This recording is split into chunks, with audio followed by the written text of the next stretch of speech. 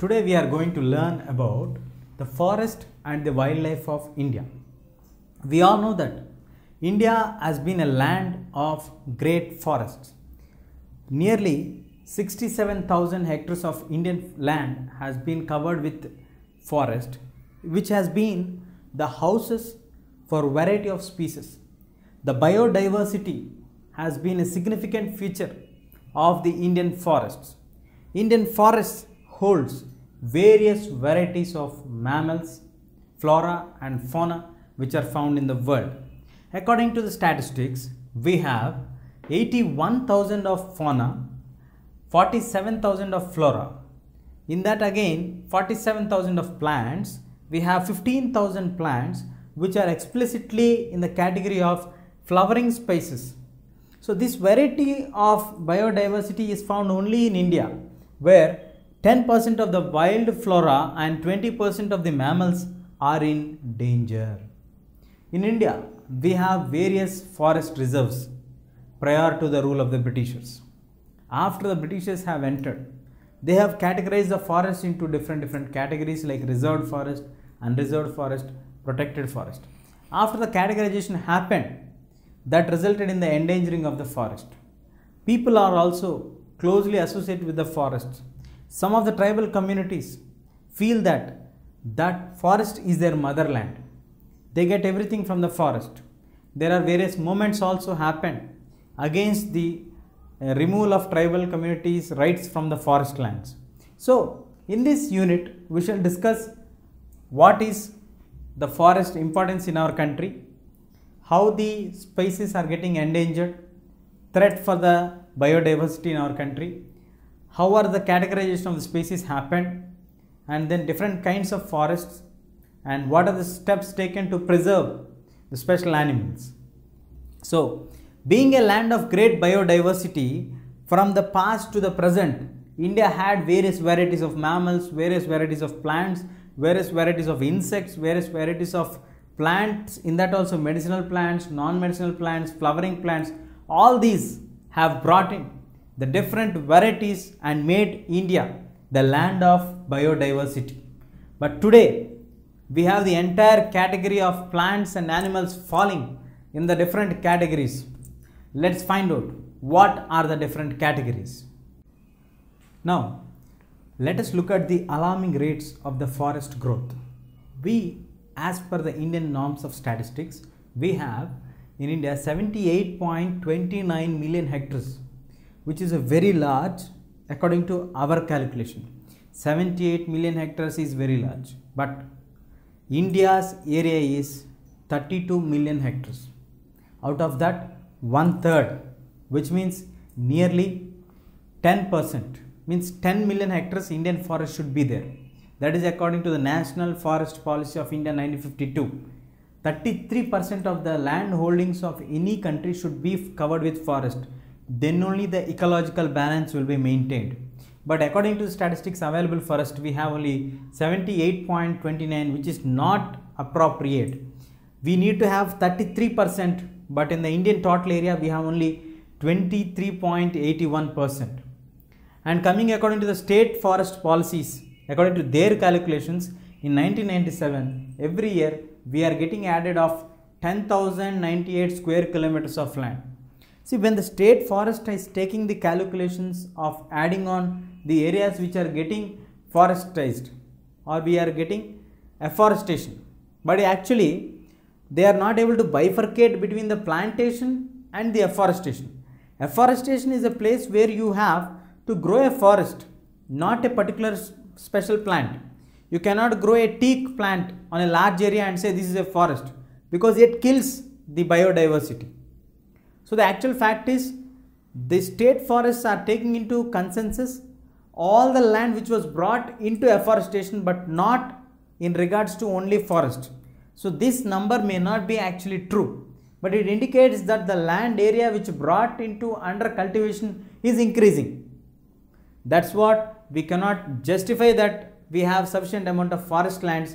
So it would be right to say that forests are vanishing day by day in our country. They are getting erased from the maps of India. That is a very alarming state. So once the forests are getting vanished or erased from the maps of India, the fundamental question comes is, what about the animals or the species that are survived in the forest when the forest was full-fledgedly present there? Once the forest is getting erased, what is actually happening to that species? So basing on the calculation and the statistics of International Union for Conservation of Nature and Natural Resources, we have an international body to look after all these things. It's named as International Union for Conservation of Nature and Natural Resources. It's in short form known as IUCN. The IUCN stands for International Union for Conservation of Nature and Natural Resources. They have categorized the entire flora or fauna into different categories. They are broadly categorized into 6 different types. First one is the normal species. The normal species state that the amount of the animal species available are equal to the normal levels. Those are normal species. The examples of the normal species are cattle, sal, pine. The second category is endangered. The endangered category stands for the animals which are in the danger of extinct.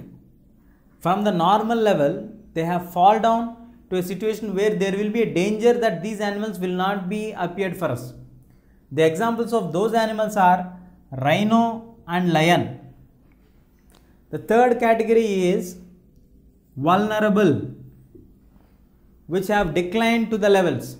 Earlier they were normal, they were under the category of extinct, there was a danger for them. Now the number has been rapidly gone down and today they are in a state of vulnerable, which means they are in a state of very soon to disappear.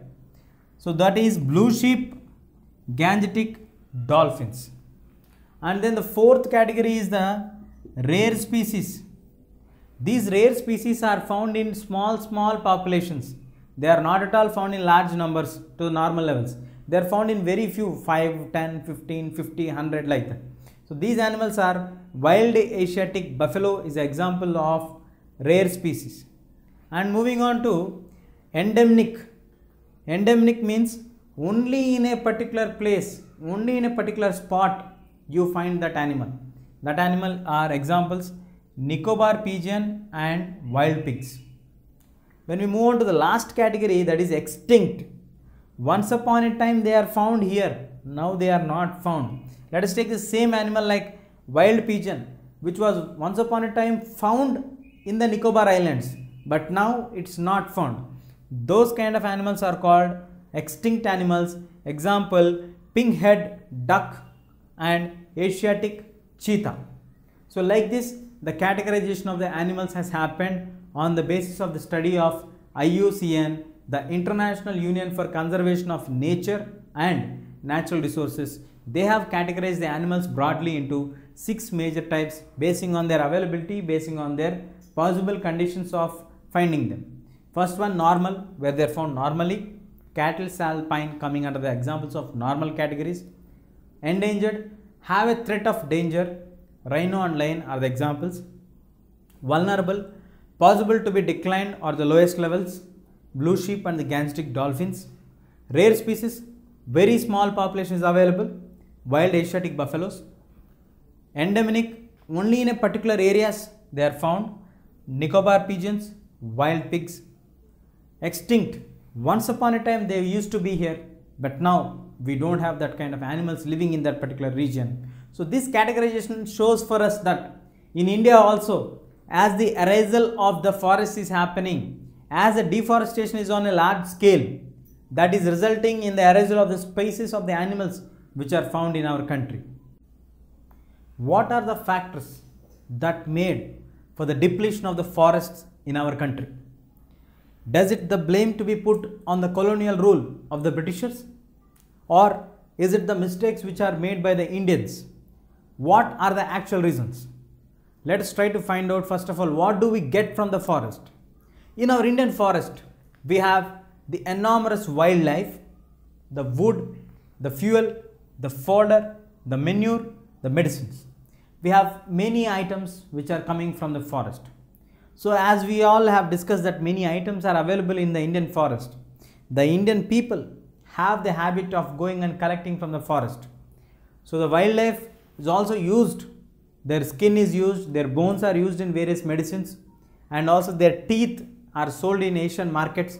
So that all have made the people to approach towards the forest and start to clear the forest, kill the animals, poaching, hunting, all these have triggered to do this one. And not only this, the fuel, what you get from the fodder, then wood is used for making the railway track compartments, sleeper coaches, ships, and also for the daily wood, the coal wood, whatever we need for them, for cooking and all.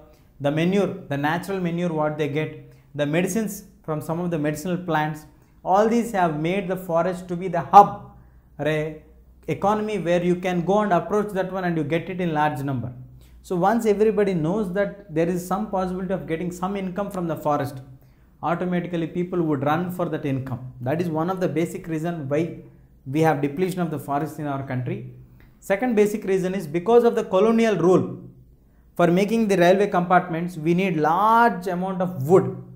For that wood, the forests have been cleared daily basis to get the large amount of wood to build the railway sleepers, coaches. Mining has been done without any discrimination. Where the mining should not be done, there the mining has been started and done explicitly, extensively, without looking into the commercial lands or the crop lands. Commercial agriculture, plantation concept has been brought into the Indian agriculture. Prior to this, we don't have any plantation concepts. The Britishers, with their mottos to fulfill their requirements, they have bifurcated and brought the commercial agriculture, which has killed the biodiversity nature of our Indian land. And then from 1951 to 1980, 26,200 square kilometers of land has been brought extra into agricultural lands. But in opposite to this, we have the tribals using their regular practice of agriculture, the slash and the burn agriculture, where they have cleared more than this. Indian government have made several efforts and brought more than 26,000 hectares of land under cultivation, whereas 26,200 square kilometers of land.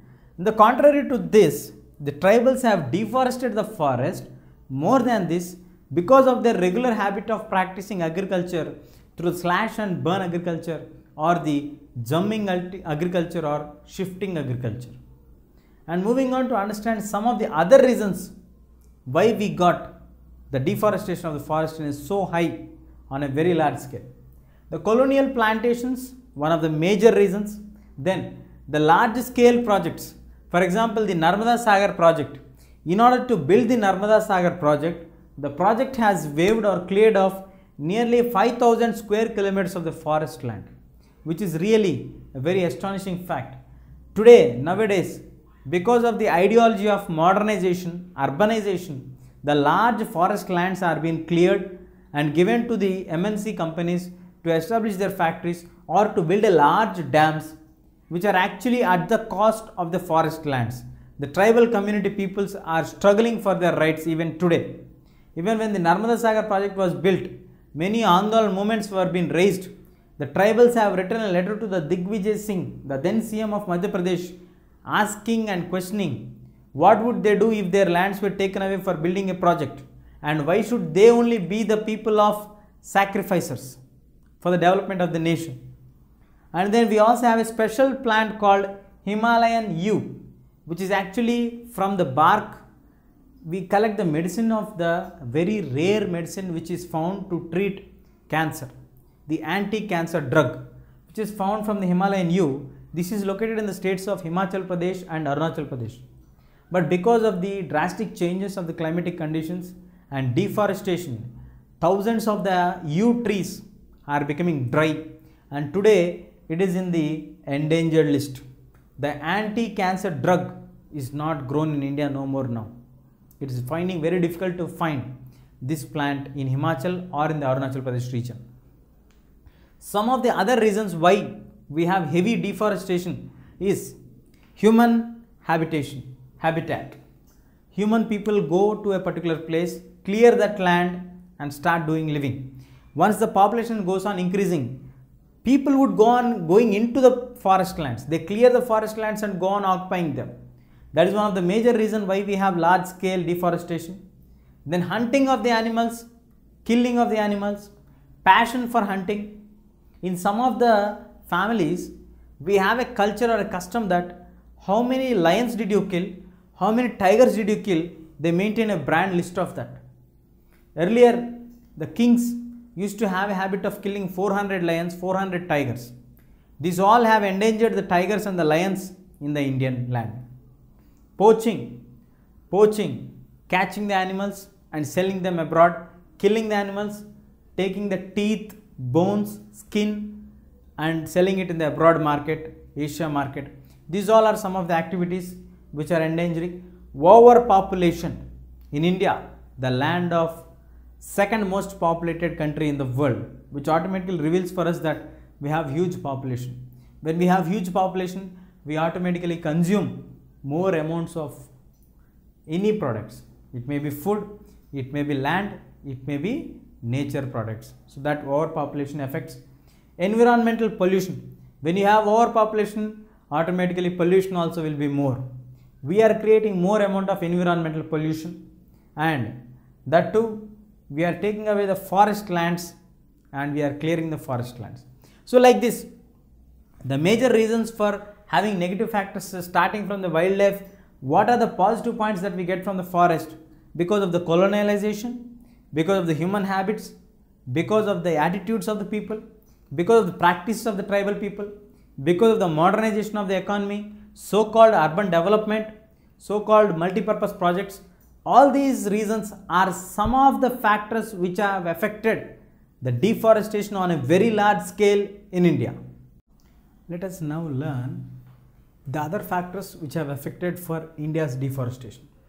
If you look at the overpopulation status of India, but many of the developed countries are consuming more amount when compared to common poor people or below poverty line people.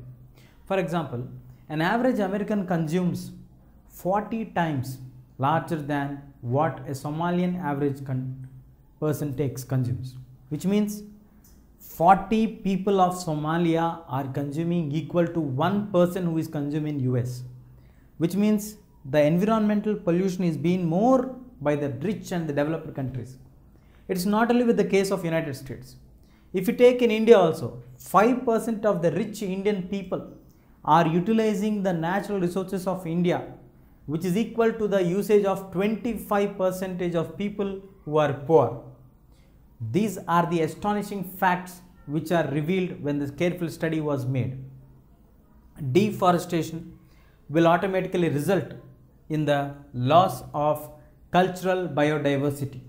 So, Indians have to step up immediately and to preserve the cultural biodiversity seriously. And that too, the most people or the section of people who get more affected with the deforestation is women.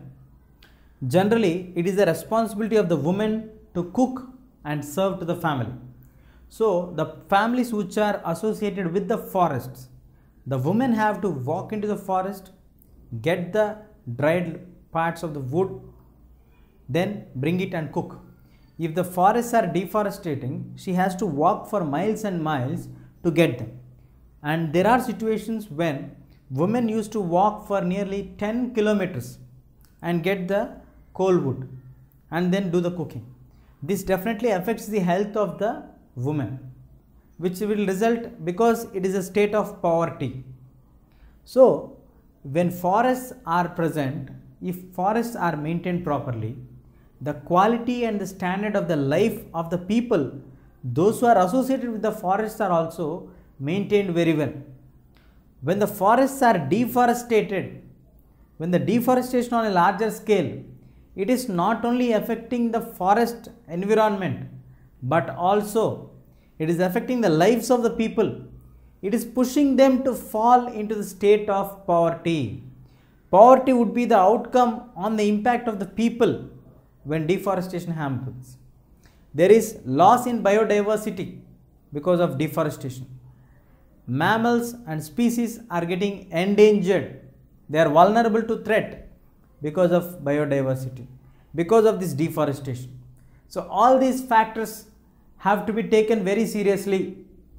That's why the government of India has come up with the policy of conservation of forest and wildlife in India. The forest life and the wildlife has to be safeguarded seriously. If not, they will definitely be in danger. Certain laws were brought in 1960s, with also adding in 1972, where the wildlife protection also was added. The main intention was here to save the remaining population, preserve the remaining biodiversity, preserve the extinct species which are rare to found in the other corners of the world. Let us preserve whatever diversity that is present for us, available for us at this moment. Please try to preserve the endangered species of flora and fauna. These were the main targets of this mission of 1972 Wildlife Protection Act. So, some of the animals which are in an extinct or vulnerable state are tiger, elephants, great Indian bustards are some of the animals. So let us discuss about one of the project which was initiated by Indian government, that is Project Tiger. Project Tiger was started in 1973 to safeguard tigers, because the Project Tiger 1973 was initiated because by that time the number of the tigers available on the Indian land are becoming from thousands, they have become into hundreds. So Project Tiger was initially successful. In 1985 they have registered 4002 tigers. In 1989 it went up to 4334, but astonishingly in 1993 the number has come down to 3600. And to stop this kind of endangers and threats, they have started to set up tiger reserves.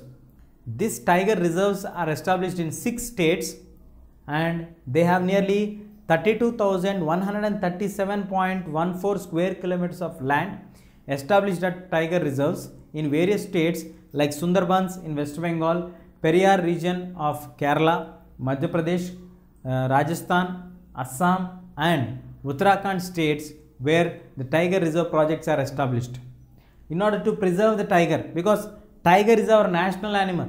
Tiger is in danger, tiger is in a state of vulnerable state, and the wildlife has to be protected. Now the idea has grown larger. Instead of preserving only a few set of animals, let us preserve the larger biodiversity available for us on a larger scale. So they decided by the acts which were brought into force in 1980, 1986 to add on some more animals under the protection cell to preserve the elephants, to preserve the lions, to preserve the tigers. So all these were been increasing the number, and in 1991 it's not only the animals, the plants have to be saved. The plants are also becoming extinct, the plants are also becoming vulnerable. We need to save the plants also on large number. So 6 varieties of plant species are also added in the 1991 Act, which was an addition to the wildlife. So like this, the government of India has initiated the conservation of forest and wildlife in India through the different acts from 1960 to 1972 Act, 1973 Tiger, Project Tiger, and in Wildlife Acts of 1980, 1986, and adding plants also to the wildlife protection and plant protection through the Act of 1991. So in this way, government has started her steps on a very large scale to safeguard the forest and also to safeguard the vulnerable species which are available in the Indian land, and to save and preserve the animal and plant biodiversity on the Indian land. Now, moving on to understand how the classification of the forest has been done. The government, after it has decided to protect the biodiversity, the forest lands, the mammals, the animals and everything, they have decided that classification of the forest is very, very important, because the entire large forest sector is mainly under the control of Government of India. So the government should be keen to determine which forests have to be given more priority, which lands can be given selected priority, and which can be associated with the local community people. So in order to get clarity on this point, the government, with the consultation of the forest department, decided and bifurcated the forest into three different segments. The first one, the reserved forest. The reserved forests are the forests which have the most valuable plants, most valuable forest wealth, and most valuable animal wealth. Second category is the protected forest. The protected forest, out of the entire forest, only some part of the forest land is having most valuable reserves in that. So that particular part means 1/3 of the forests are protected by the government, and that is done or controlled by the forest department. Third category is unclassified or unclassed forest. In that forest, it is a combination of forest and wastelands, and it also is a ownership combination of government as well as the private individuals. So this we have to be in collaboration with the local people. That's how the government decided to classify the forest into three categories. Reserved forest, which contains the most valuable products. Protected forest, some part of the forest is protected where the valuable products are present under the control of the forest department. That is generally 1/3 of the forest is declared as protected forest. Unclassified or unclassed forest, that is, it is a combination of forest land and wasteland, which is actually the collective property of government and the private individuals. So after the classification is done, the states in which these kind of forests are in existence are the states where we find the reserve forest as well as a protected forest largely are known as permanent forest estates. Government has declared this land as permanent forest estates.